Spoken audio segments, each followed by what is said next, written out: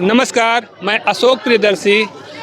आज लंबे समय के इंतजार के बाद पौरा जो जल शोधन संयंत्र था उसका विधिवत उद्घाटन कर दिया गया है। मुख्यमंत्री नीतीश कुमार बजाबते धार्मिक अनुष्ठान के बीच इसका उद्घाटन किए हैं और इस उद्घाटन के बाद नवादा शहर के लोगों के लिए जल की जो समस्या थी, उम्मीद की जा रही है कि इसका निपटारा हो जाएगा। पौरा में मुख्यमंत्री नीतीश कुमार का करीब आधे घंटे के कार्यक्रम में शुरुआत में कार्यकर्ताओं का अभिवादन स्वीकार किए, फिर हर घर गंगा जल आपूर्ति के शिलापट का लोकार्पण किए और फिर एक छोटा मंच बना हुआ था जहां वैदिक मंत्रोच्चार के बीच बटन दबाकर गंगा जल आपूर्ति की शुरुआत की गई। कार्यक्रम स्थल पर प्रोजेक्टर के जरिए गंगा जल प्रोजेक्ट के बारे में विस्तार से बताया गया।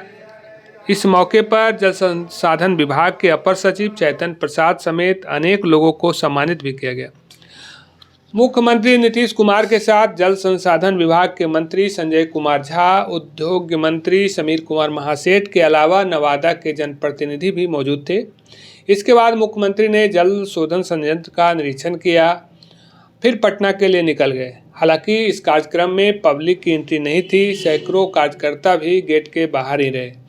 और आपको बता दें कि हाथीदह से करीब 91 किलोमीटर मोतनाजे तक पाइपलाइन से गंगा जल को लाया गया है और करीब मोतनाजे से 20 किलोमीटर यहाँ पौरा संयंत्र में लाया गया है। और एक बाढ़ का पानी रहता है, गंदा पानी जो गंगा जी में देखते हैं, और उस पानी को यहाँ पे साफ किया जाता है। ये जल शोधन संयंत्र है और इसकी 5 प्रक्रिया है। हम पहले भी वीडियो में बता चुके हैं, लेकिन आज चूँकि उद्घाटन हो गया तो इसको फिर से हम दिखा रहे हैं। पहला जो प्रक्रिया है वो एक 700 mm पाइप से यहाँ पे पानी आता है और उसके बाद प्री सेटलिंग टैंक में जमा होता है। जो मोटा कण होता है वो बैठ जाता है, बाकी ऊपर लेयर का जो पानी है वो सीधे सीधे जाता है।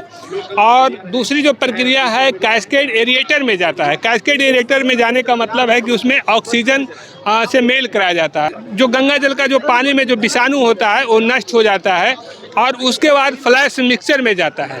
फ्लैश मिक्सर में जाने के बाद ये तीसरा प्रक्रिया है। फ्लैश मिक्सर में एलन और लाइम 2 केमिकल है, उसको मिलाया जाता है और उसके बाद क्लोरीफ्लोकुलेटर में जाता है और जहाँ पे कि वो मिलता है और वहाँ से पानी धीरे धीरे करके निकलता है, जो कि फाइनली जाता है फिल्टर में, जो 5वां प्रक्रिया है। और वहाँ पे पानी पूरी तरह से शुद्ध होता है और उसके बाद क्लियर वाटर रिजर्वायर में संरक्षित किया जाता है।